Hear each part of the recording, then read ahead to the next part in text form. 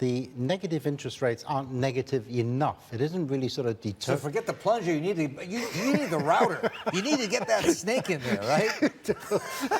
You do. You need to actually make those interest rates really negative so that it's actually penal for the banks to actually keep too much cash. So you actually think NIRP can work? I think it can work. I mean, there is plenty of cash in the system. What you need is that cash to be out there, being spent either in the shops, and you have to deter people from saving money.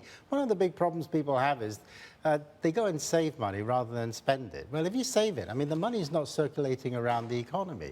So you're absolutely right, Martin. So get that plunger and snake out and just start unblocking You need the router. You need the rotor router. Okay. Unblock the plumbing. So let me ask you this. Does it make sense to you? We've got Abe going, look, you know that second leg up in the sales tax up to 10%? It's still happening. It's still on.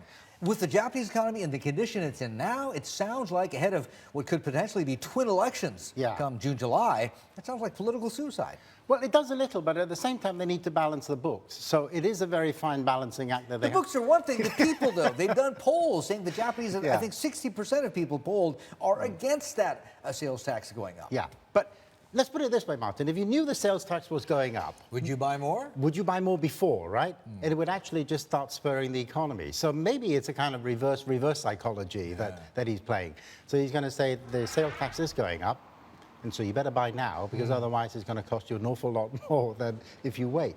Okay. Are you guys seeing a good yield, Japanese equities? Not particularly, no. You know, I can find better yields elsewhere. You know, where we're sitting in this country. You know, the yields. You're not going to talk about REITs again, are you? What about REITs in Japan?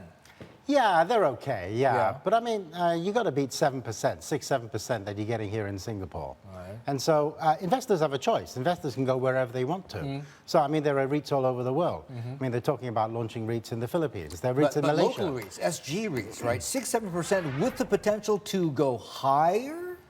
Yes, I think so. And I think you're probably going to get some capital growth as well. I mean, there was a Moody's report that sort of came out over the weekend, and they were saying that many of these retail malls are able to actually sort of get higher rent reversions. In other words, you know, they're actually, when your leases run out, they can actually sort of charge you more for wanting to occupy that particular space. Does that make sense to you in an economy like this? Well, the thing is, there was something else. I think it was the boss of Capital Mall Trust who actually sort of said, well, you know, if one particular shop can't stand the heat, they get out, somebody else will come in. And that is the law of the jungle.